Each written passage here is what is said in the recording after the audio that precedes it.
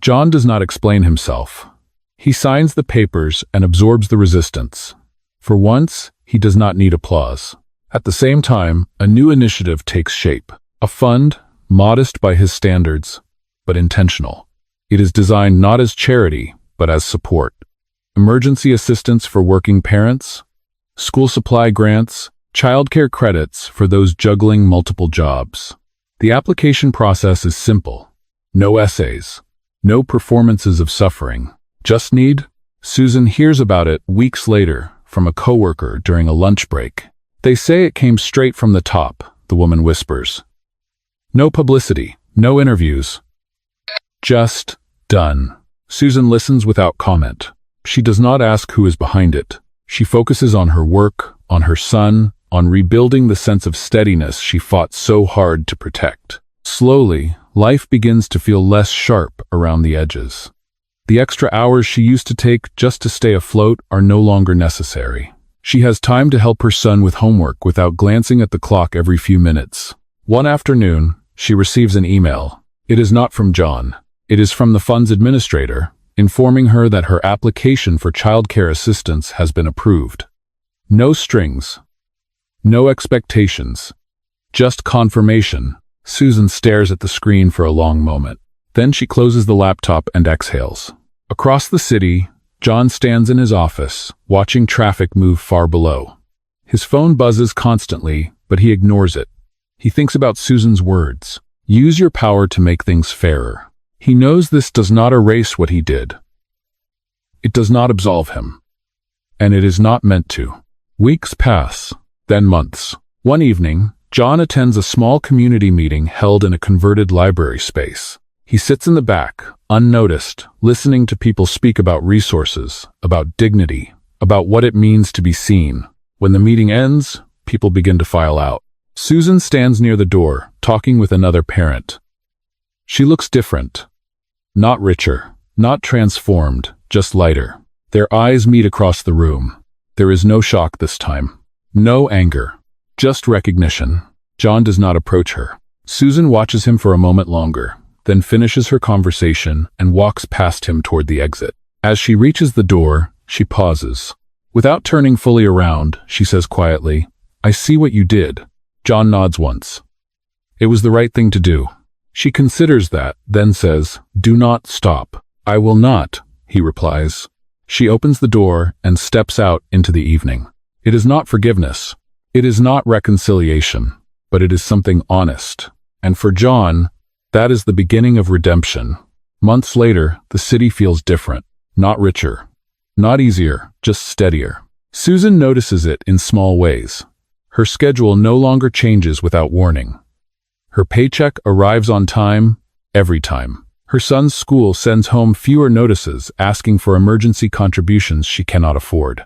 Life has not become perfect, but it has become manageable, and that matters. One Saturday afternoon, Susan takes her son to the public library downtown. He runs ahead toward the children's section, already excited, while she lingers near the entrance, enjoying the quiet. That is when she sees John again. He is standing near a community bulletin board, reading a flyer about a free tutoring program. He is dressed simply this time. No suit, no disguise. Just a man in a sweater and jeans, blending in not because he is pretending, but because he is not trying to stand out. He notices her at the same moment. They stand there for a second, unsure. Then Susan walks toward him. "You kept your word," she says. John nods.